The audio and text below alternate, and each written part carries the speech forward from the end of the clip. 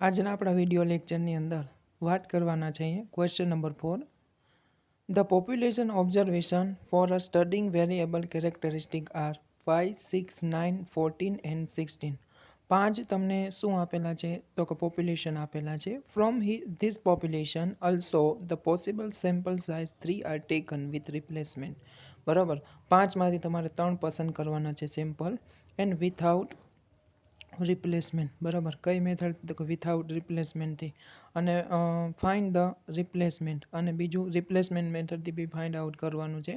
અને બીજું શું તો કે કહેવાનો મતલબ એમ ટૂંકમાં બે મેથડથી ફાઇન્ડ આઉટ કરવાનું છે, વિથ રિપ્લેસમેન્ટ અને વિથઆઉટ રિપ્લેસમેન્ટ. અને also find out V Y bar means કે વેરિયન્સ ગોતવાનો છે વિથઆઉટ રિપ્લેસમેન્ટનો અને વિથ રિપ્લેસમેન્ટનો. ઓલ્સો કમ્પેરિડ અને કમ્પેરિઝન સાથે કરવાનું છે.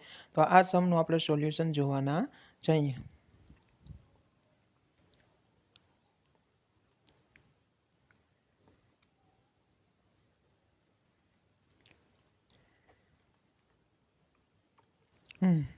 પોપ્યુલેશન મેં લખી નાખ્યું છે 5, 6, 9, 14 એન્ડ 16. એ મીન્સ કે capital N is equal to 5 અને પસંદ કરવાના છે સેમ્પલ 3, તો સ્મોલ એન બરાબર 3. મેથડ કઈ તો કે વિથ રિપ્લેસમેન્ટ, વિથઆઉટ રિપ્લેસમેન્ટ અને કમ્પેરિઝન કરવાનું છે. તો આપણે પહેલાં બનાવતા તો એવી રીતના બનાવી લેવાનું. બરાબર, ખાલી કમ્પેરિઝન કરવાનું છે માટે વાય લખી નાખવાના 5, 6, 9, 11, 5, 6, 9, 14, 16 એટલે ટોટલ કરી નાખવાનો. ટોટલ મળી જાય અને સિગ્મા વાય કહેવાના. સિગ્મા વાય ઉપરથી વાય બાર ગોતી લેવાનું, પછી વાયનો સ્ક્વેર ગોતી લેવાનો. 5 ના 25નો વર્ગ કરવાનો, 6નો વર્ગ 36, 9નો 81 વગેરે એવી રીતના. બરાબર, પછી વાય બાર ગોતી લેવાનું, મીન્સ કે પોપ્યુલેશન મીન ગોતી લેવાનું. પોપ્યુલેશન મીન ફાઇન્ડ આઉટ કરી લેવાનો. બરાબર, પછી બે મેથડથી આપણે આન્સર ફાઇન્ડ આઉટ કરવાનો છે, વી વાય બાર અને V by bar simple random sampling without replacement અને સિમ્પલ રેન્ડમ વિથ રિપ્લેસમેન્ટ. ખ્યાલ આવે છે કે નહીં? પછી જો બેના ફોર્મ્યુલા સાથે સામે જ મૂકવાનો એટલે તમને ડિફરન્સ ખ્યાલ આવે. બરાબર, વિથઆઉટ રિપ્લેસમેન્ટ હોય તો કંઈ ફેર નથી, -n કરવાના સ્મોલ એન, અને ઓમાં -1 કરવાના. બીજું બધું આપણે ફાઇન્ડ આઉટ કરવાતા હોય. હવે એ સ્ક્વેર આવે છે તો એ સ્ક્વેરનું કેલ્ક્યુલેશન મેં અહીં સાઈડમાં કરી નાખ્યું છે. એ સ્ક્વેરનું ફોર્મ્યુલા મૂકી દેવાનું 1 divide by n-1 into sigma Y square minus n into Y બારનો સ્ક્વેર. રેડી, એટલે આ મુજબ સોલ્યુશન તમારે આપી દેવાનું. આમાં ફોર્મ્યુલા મૂકી દેવાનું ટૂંકમાં બધી રકમ ફોર્મ્યુલાની અંદર. પછી સાદુરૂપ આપી અને કિંમત ગોતી લેવાની અને કમ્પેરિઝન કરવાનું. As above calculation we can show that V Y bar simple random with replacement is a more than the V of Y bar simple random without replacement is a less. બરાબર, જોજો કઈ મેથડનો answer વધારે છે તો કે with રિપ્લેસમેન્ટનો answer વધારે આવ્યો. કેના કરતાં તો કે વિથઆઉટ રિપ્લેસમેન્ટ કરતાં. આ કમ્પેરિઝન તમારું થઈ ગયું, સમ થઈ ગયો અહીંયા પૂરો. ખ્યાલ આવે છે? બરાબર, હવે 5મા સમ આપણે જોવાના છે અહીંયા.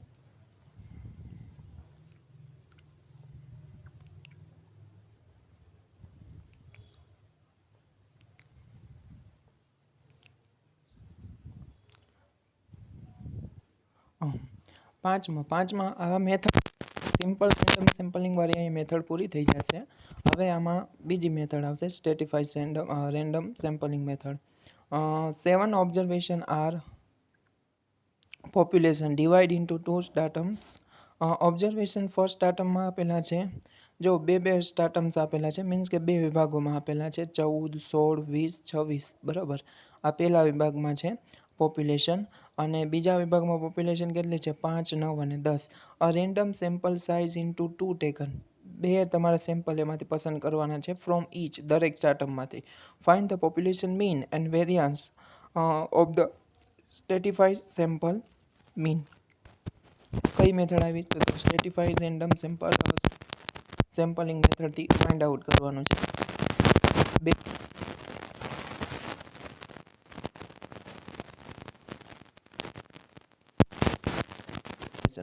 બંનેમાંથી બે લેવાના છે. મેથડ કઈ તો કે સ્ટ્રેટિફાઈડ રેન્ડમ સેમ્પલિંગ. ખ્યાલ આવે કે નહીં? હવે આનું આપણે સોલ્યુશન જોવાના છે. ક્વેશ્ચન નંબર 5 એનું સોલ્યુશન ખાસ જોજો, અહીંયા મેથડ ફરી જાય છે. બરાબર, આ ચોથું જોઈ ગયા કમ્પેરિઝન વાળું. જો મેં લખ્યું છે 7 ઓબ્ઝર્વેશન, બરાબર. પહેલું સ્ટાર્ટમ લખ્યું છે, બીજું સ્ટાર્ટમ લખ્યું છે, બરાબર. 14, 16, 20, 26, બરાબર. એને કેપિટલ N1 કહી દીધું. બીજું સ્ટાર્ટમ આપેલું તો કે કેપિટલ N2 કહી દીધું. એકની અંદર 4 ઓબ્ઝર્વેશન છે, એક બીજાની અંદર 3 ઓબ્ઝર્વેશન છે. ટોટલ 4 ને 3 7 થઈ જાય છે. એને ખાલી તમે N બી કહી શકો. ટેકન ફ્રોમ ઈચ સ્ટાર્ટમ, દરેકમાંથી કેટલા લેવાના છે તો કે 2 લેવાના છે. પોપ્યુલેશન મીન અને વેરિયન્સ સ્ટેટિફાઈ સિમ્પલ મીન ગોતવાનું છે, બરાબર. પછી ઓલું આપણે કરતા હતા ને વાય અને વાય સ્ક્વેર, એ તો કરવાનું છે, પણ 2 સ્ટાર્ટમ છે તો બંનેનું કરવાનું. 14, 16, 20, 26, બરાબર. એનો વર્ગ કરી નાખવાનો. પછી વાય બાર ગોતી લેવાનું, બરાબર. વાય બાર જો મેં અહીં ગોત્યું છે 76, જવાબ આવ્યો 76. પહેલા સ્ટાર્ટમની અંદર 4 ઓબ્ઝર્વેશન એટલે એનો વાય બાર આવ્યો છે 19, બરાબર. પછી એવી રીતના બીજું સ્ટાર્ટમ આપેલું છે વાય બાર 2, બરાબર. એનું ટૂંકમાં 5, 9, 10, બરાબર. વર્ગ કરી નાખવાનો. પછી S1ની આપણે આગળ જરૂર પડશે S1 સ્ક્વેરની, એટલે મેં અહીંયા ફાઇન્ડ આઉટ કરી લીધું છે. S1 એટલે S સ્ક્વેર આપણે ગોતા હતા. S1 સ્ક્વેર એટલે શું તો કે 1 મેં એટલે લગાડી દો પહેલું સ્ટાર્ટમ માટેનો, બરાબર. ફોર્મ્યુલા એને ઈ જ છે બધું, બરાબર. એટલે થોડુંક તમને ઇઝી થઈ જશે, બરાબર. ખ્યાલ આવે. હવે S2 ગોતી લો, ફોર્મ્યુલા એ, બરાબર. S2 સ્ક્વેર એટલે શું તો કે બીજા સ્ટાર્ટમ માટેનો, બરાબર. આ રીતના તમારે ફાઇન્ડ આઉટ કરી લેવાનું. ખ્યાલ આવ્યો. તો એનો આન્સર તમારે 7 આવ્યો. હવે પોપ્યુલેશન મીન તમારે ગોતવો છે, બરાબર. મેથડ કઈ આવી? સ્ટેટિફાઈ રેન્ડમ મેથડ આવી ને, સેમ્પલિંગ મેથડ સ્ટેટિફાઈડ, બરાબર. તો એમાં પોપ્યુલેશનનો મીન બરાબર શું થાય તો કે વાય બાર એસ, બરાબર. N1 ઇન્ટુ વાય બાર 1 પ્લસ N2 વાય બાર 2, બરાબર. વાય બાર 1 આપણે 19 મળી ગયા હતા, મેં તમને આગળ બતાવ્યા હતા. પછી વાય બાર 2 8 મળ્યા હતા, બરાબર. પહેલા સ્ટાર્ટમની અંદર 4 ઓબ્ઝર્વેશન છે, બીજાની અંદર 3 છે, એટલે 4, 19, 3, 8 કર્યા, બરાબર. અને N1 પ્લસ N2, બરાબર. એકમાં 4 છે ને એકમાં 3 છે, એટલે ટોટલ સરવાળો મેં 7 લખી નાખ્યો. વાય બાર ST ગોતી લીધું, બરાબર. ખ્યાલ આવ્યો. સ્ટેટિફાઈડ મેથડ છે એટલે, બરાબર. પછી તમને સેમ્પલનું શું મળી ગયું, સોરી, પોપ્યુલેશન મીન મળી ગયો. હવે શું તો કે સેમ્પલ મીન ગોતવાનું, એનું સેમ્પલ મીનનો વેરિયન્સ, બરાબર. વી વાય બાર ST, બરાબર. ફોર્મ્યુલા શું થાય તો કે અહીંયા જો ફોર્મ્યુલા ખાસ યાદ રાખજો, એકદમ સહેલું છે, થોડુંક યાદ રાખવાનું છે. 1 divide by N square. N square N કેવી રીતના ગોતશું તો કે N1 plus N2 is equal to N, 4 plus 3 એટલે 7, બરાબર. પછી ફોર્મ્યુલા મોટો કાઉન્સ કરવાનો, N1 માઇનસ N1 સ્મોલ, પછી S1 સ્ક્વેર જે આપણે આગળ ગોતી લીધું, S2 એવી રીતના, પછી પ્લસની સાઇન N2નું આવી રીતના લખી નાખવાનું, બરાબર. ખ્યાલ આવે. હવે આ બધું સાદું રૂપ આપીને ટૂંકમાં સોલ્વ કરતું જવાનું, ડાયરેક્ટ કરવાનું નહીં. ડાયરેક્ટ કરશો તો જવાબ તમારો આવશે નહીં, બરાબર. પહેલાં 4 લખી નાખવાના, 4માંથી 2 જાય એટલે 2 વધે. પછી 28 ને 28, બરાબર. 4 ગુણ્યા 2 ગુણ્યા 28 ભાંગ્યા 2 કરશો.